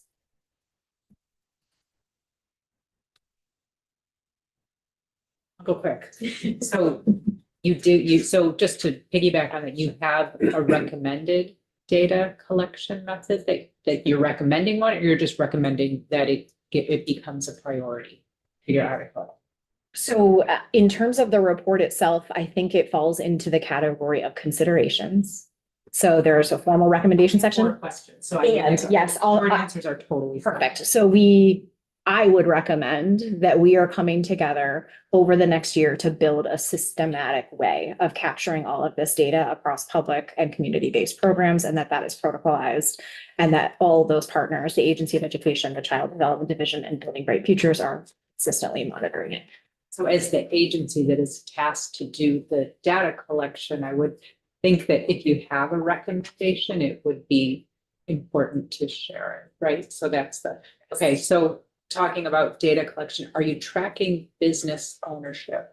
Are you tracking whether they're local, regional, national owners at all? Or is that not data that you're tracking about the businesses that are growing in the childcare area? So I believe that our partners at First Children's Finance are the primary point of contact for childcare businesses and monitoring that component of the system. And we're partnering really closely with them on that. So we do have that data. Well, and I believe Act 76 had a component related to kind of business disclosure. And so the Child Development Division actually has, I would say, probably the most significant data on that, that childcare programs are required to kind of disclose information about their business operations. My question is it going to be part of the reports that you're providing back to us? If that's something of interest, we can certainly look into accessing data on that. It hasn't previously been publicly available data to my knowledge, but it's something we can certainly explore. Are you tracking when you hear of efficiencies in the system that should be made? Is that part of the report, right? Is that because it's a brand new system, we're pumping an awful lot of resources into it, and lots of, not just money, but lots of resources into it. And we want it to be a fantastic system. And we don't want to over-resource it and not get what we want out of it. So that's my question. Yeah, I think between our team, First Children's Finance, the Child Development Division, the Vermont Agency for the Education of, I'm going to get there, VTAUIC, and actually one of our national partners, Child Trends, we are monitoring in a continuous quality improvement model. So anytime we are hearing challenges, tensions, they're immediately elevated to the Child Development Division. They are working actively with partners in the field, with families. And I think that Let's Grow Kids has been really phenomenal in this space as well, in terms of immediately communicating and advising when there's challenges and tensions. Great. My last question is, you mentioned that there's limited outreach to underserved, typically underserved communities. What is the uptake from those communities on the services available? Yeah, that's a great question. I don't have quantitative data to share. I will say that from kind of our first year of working with Child Trends, a national research group that Morgan mentioned, from a series of focus groups, we conducted 4 focus groups in languages other than English in the Burlington area with New Americans. And the kind of rate at which people knew about the program or were accessing the program was much lower than, as you would expect, than English speaking folks that they conducted focus groups with. So we know that take up is nowhere what it could be, particularly knowing that Act 76 makes this really great investment in expanding access to folks regardless of documentation status, which I think is something that Vermont has done really well across a number of programs. So one way that is being supported is through a grant from our team at the Vermont Early Childhood Fund that's supported by the Preschool Development Grant, and there's a community organization that is working in partnership with the Child Development Division to produce some kind of video and other sorts of communications content in those languages. So I think my hope is that we'll have more to share a year from now related to that take up. I think there will also be a larger communications campaign over the next 3 months where we'll see a range of different mechanisms to include families.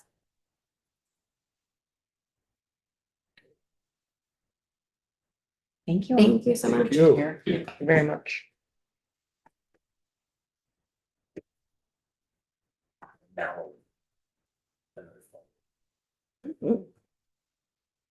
Cushion chair. Hi, everyone. Hi, Ally. It's so nice to see you all. What a pleasure to be in this committee. And also, as you can tell, a pleasure and honor to work with partners in the ecosystem like Building Bright Futures and Morgan and Anna. For the record, I'm Ally Richards, CEO of Let's Grow Kids, our mission to have high quality, affordable childcare for all who need it in Vermont. Chair Marcotte, it's wonderful to see you, Vice Chair Graney, and all the members and new faces in this committee. As Chair Marcotte mentioned, this has been a incredible committee on childcare over the years, digging into this complex issue and really coming up with solutions that are working. So it's nice to meet you. It's nice to be here and have a chance to discuss this with you.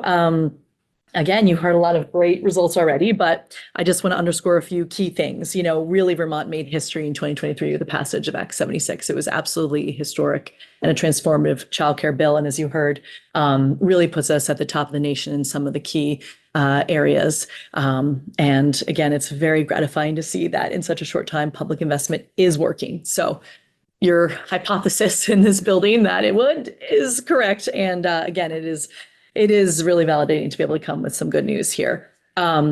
I just want to sort of say in the year 2025, it's a big year for a variety of reasons. I have a milestone birthday, but also we are sunsetting as an organization by the end of this year. And we just want to underscore our goals for this campaign have been quality.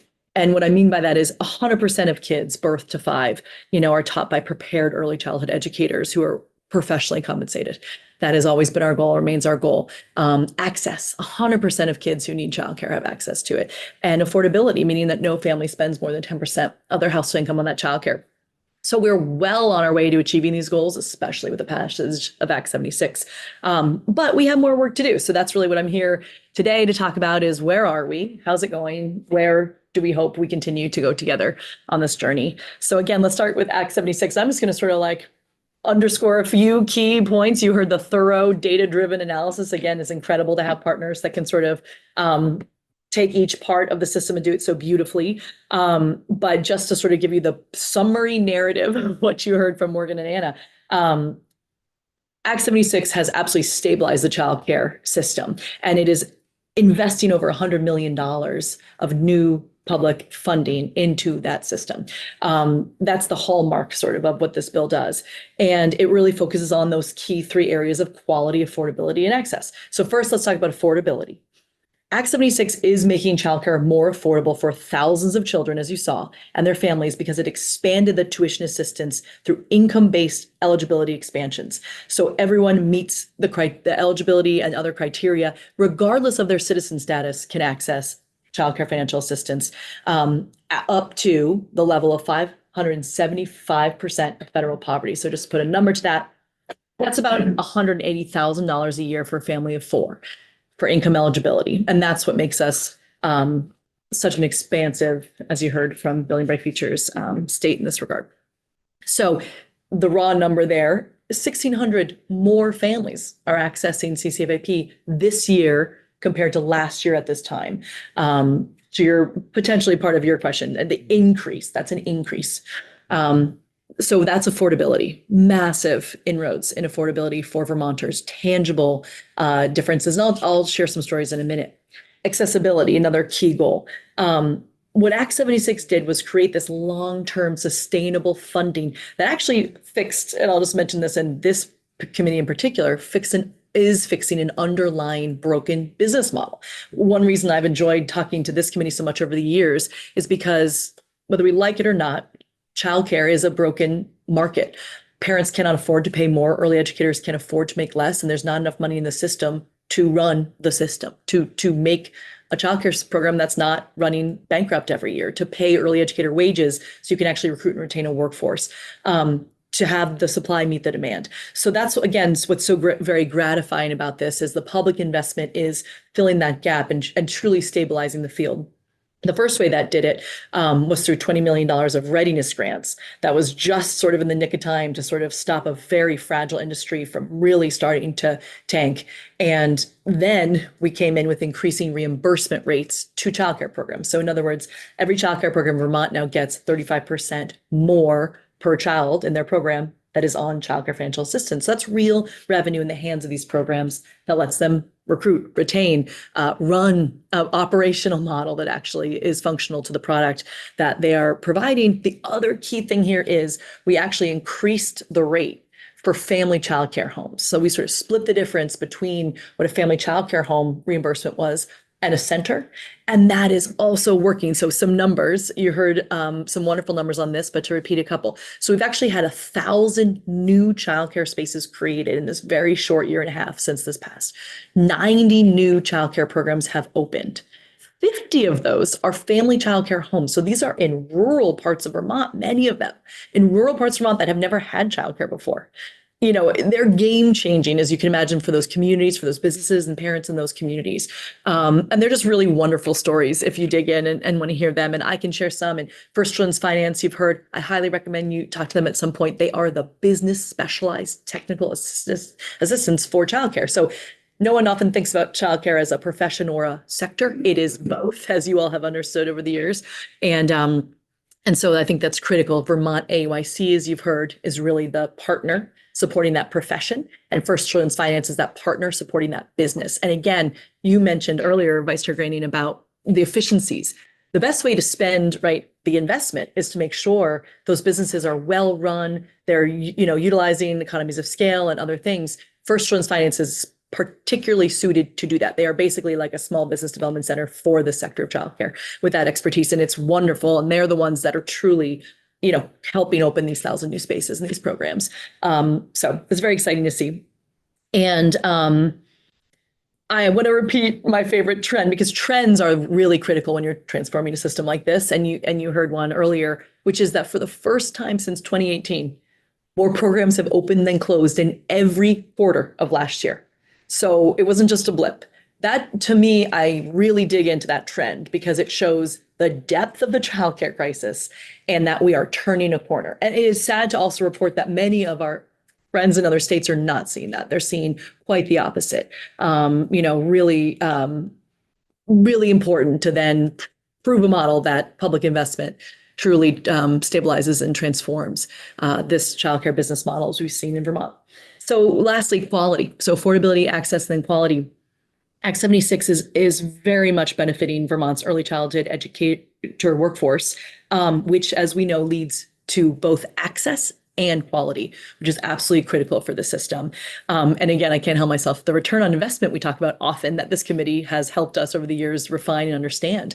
That deep return on investment is both through getting these families back to work, immediately, and that quality is what gives you that deep generational return on investment, where you hear people like Ben Bernanke mention childcare. You can't imagine a return on investment in any other way, like really giving kids what they need at this critical time in their development. So I can't underscore the importance of quality enough. And it is absolutely intrinsically linked to the early childhood educator workforce, like anything, the human in the room doing the work is the magic, is the quality, that interaction with the child, and their level of support and preparation is critical. So that's why, again, it's very gratifying to be out in programs across Vermont in all of your districts, actually, and hearing what they're saying. Many of them are able to increase compensation because they have more revenue. Many of them are able to increase professional development, which is critical. A couple examples is Apple Tree Learning over in Stowe.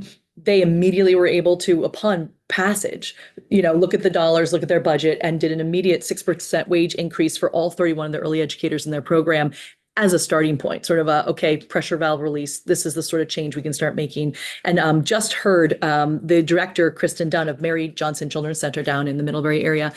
She was testifying for the BAA, which I'll get to momentarily. And she shared that not only have they used the funds to increase program. She has a new toddler room and working on an infant room, but she's also now been able to increase staff compensation, and all of her staff are enrolled in continuing education and some credentials, which has never been the case before. And she's able to actually really keep her workforce, and she's also reporting that morale is up in her workforce because of this. So these early signs of success just demonstrate, as I mentioned, public investment works. We're seeing it work on the ground. I just want to, because again, this committee has been so committed to this, share two quick stories about just the human impact. Teague is a parent of twins in Chittenden County who has been sharing her story with us. It's been so hard, and I relate because I have twins, and they just started kindergarten this year, so they've grown up with this movement. It's unbelievable. But Teague's twins, she's not been able to afford 2 infant spots at the same time, 2 toddler spots at the same time. They qualified for the first increase in CCFAP that happened last April, and so they went from paying $3,000 a month to just over $1,000 a month in childcare. As you can imagine, that is life-changing for them. It allows them to save and plan for the future. And as we heard from so many other families, you may have heard about Rebecca D. and sharing her story. It was in the Times Argus recently.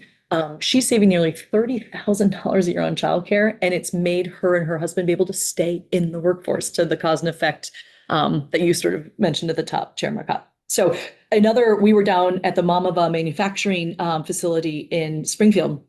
And Sierra, as a mom from that area, she shared that she and her husband have at different times throughout their kids' lives just had to quit the workforce. And most recently, they do split shifts. So day and night, they never see each other. Not exactly the environment we want to create for our working families in Vermont, because they are now eligible. They ran the numbers. And if they now work at the same time during the day when they would like to, and then see each other at night as family, they're eligible for CCFAP, and it's allowing them to actually do that and resume sort of the life they'd hope to have as Vermonters. So it's a pretty amazing and significant amount of progress in a short amount of time. So I have to thank you all again, the leadership and wisdom of this body, for doing something. It's a trade-off. It was hard work. It was decades of work. And we sort of dug deep together as a community. And so it's wonderful that it's working. So while we've made progress, I did foreshadow at the beginning, we're not quite there yet. So I really just want to pivot to what is our agenda this year? What are we sort of seeing as next for this? And that's what gets it a little bit to your question, Representative Olson, about the BAA as well. So we've heard time and time again from programs, from parents, while we are seeing this progress, there are so many instances where childcare is out of reach for a family. They still cannot afford it. They're over the threshold, or they're not eligible for some reason, or they cannot find a space still, because we're still working all very hard to make sure we're building capacity as fast as we possibly can. And we're not there yet on enough spaces to meet the need. So our top priorities this year are basically build on the progress and continue to strengthen and move us towards the goals underlying Act 76. So first on our agenda is continuing to strengthen the promise of Act 76. While we know the public investment is working, we are not there yet. And we have to make sure that we hold on to those dollars that you all worked very hard for, to point towards childcare, make sure they're working for childcare. Affordability and access. So we're very committed to furthering expanding access to the Child Care Tuition Assistance Program to lower costs for more families. And we also would like to increase funding for childcare programs so they can continue to grow and build capacity for their workforce. And finally, strengthening the early childhood workforce. And I mentioned this earlier, but we're working with Vermont AYC, as you heard earlier, Vermont Association for the Education of Young Children, to actually establish the first professional license to practice for early childhood education. First time in history, create the profession of early childhood education. It'll lead to improved resources for this field, the growth of a diverse, well-prepared, well-supported workforce, which we know is key not only to quality, but also to access. I just want to sort of sit on this for a second. The field is asking for this professional recognition as their step forward to continue to recruit and retain this workforce, which is absolutely the backbone of quality and access of this system. So that's a huge and exciting next phase for early childhood education in this country and in Vermont. So briefly then, the Budget Adjustment Act, as you may have heard, the governor proposed in his budget adjustment to repurpose millions of dollars of the child care fund for other things. The basic to your question, overview of this is, we would urge you to ask your colleagues in appropriation to really carefully consider any big changes like that and to reject proposals that prematurely take money that was intended to go to childcare and repurpose it. This is working. It's one of the concrete things that is really making Vermont more affordable for families. And we have not reached all of our collective goals for access, affordability, and quality, even those within Act 76, including not enough spaces for even all the families who are eligible currently under the system. And many families who may be eligible haven't accessed it yet. They don't know they're eligible. They haven't accessed it yet. The Child Development Division is actually about to begin marketing to families to make sure they know that they are eligible for CCFAP and they should be signing up for that. So we're transitioning successfully an entire system here together. We don't do that very often as a state. It's early on, it's working. And our basic argument is, let's keep going forward on that and building on the progress and not go backwards, especially when we know only more families are going to be accessing this and only more childcare programs are going to be opening as we continue to make this happen. So I see a question. Let me sort of translate the argument maybe a little better. What I'm hearing is that it's a new system. Yes. The word's not out yet. Yep. When the word is out, you're going to need those monies to fulfill the program goals. Beautiful. That's a key part of it. In other words, and I hear there's discussion of a reserve, which is wonderful because that could really get to what you're saying, Representative Wilson. You do not want to be caught in the lurch when all of a sudden the word's getting out, more and more people are having it. We're accelerating progress, right? And then since it's an entitlement, where's the money going to come from? You'll be scrambling maybe to find money. That's one component. Another component is, we can accelerate the transition, by more capacity building for these programs, through, and one other example for you is we're actually not even meeting federal compliance currently. It's about $1 million short of families getting federal subsidy dollars that come in that we also then add our state dollars to be at 7% of their income. The feds have said anyone under this level, they should be at 7% of income on childcare payments. And we're actually not even meeting that yet. So that's $1 million. So in other words, we said this money we feel is appropriate to spend on childcare. There are many ways to spend it to strengthen and accelerate the system. Thank you. With that, I thank you, Ally. Really nice to be here. Well, you know where to find me, Chair Marcotte, and we're happy to come anytime. Thank you all so much. We were on the floor, then we have the forum ethics trainings. The floor. And we're done for the day, 8:45 in the morning. In here. We had DEI training. No, also. I think that's